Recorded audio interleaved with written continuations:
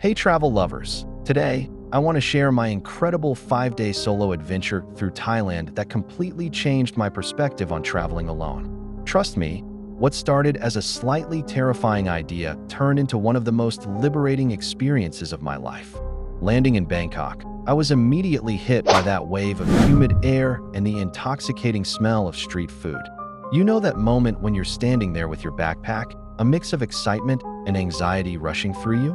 That was me. But something amazing happens when you're solo. You're forced to step out of your comfort zone. My first day, I found myself wandering through the chaotic streets of Bangkok, weaving through tuk-tuks and following the trail of sizzling pad thai. I ended up chatting with this lovely elderly lady at her food stall, who not only made me the best mango sticky rice I've ever tasted, but also shared stories about her family's 3 generations of street food vendors. Then I headed north to Chiang Mai, where I stayed in this cozy hostel run by a former monk.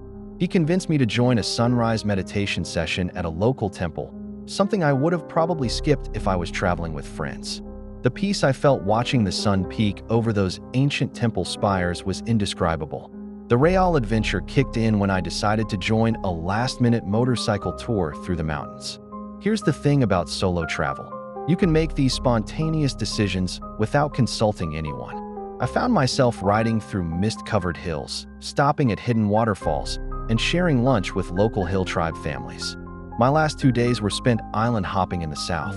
You haven't lived until you've kayaked alone through limestone caves in Phang Nga Bay, or snorkeled with colorful fish in crystal-clear waters off Koh Phi Phi.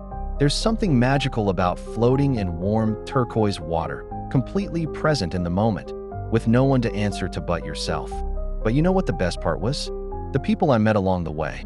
When you're alone, you're more approachable. I shared stories with backpackers from Germany, Australia, and Japan, learned cooking tips from street vendors, and even got invited to a local wedding celebration.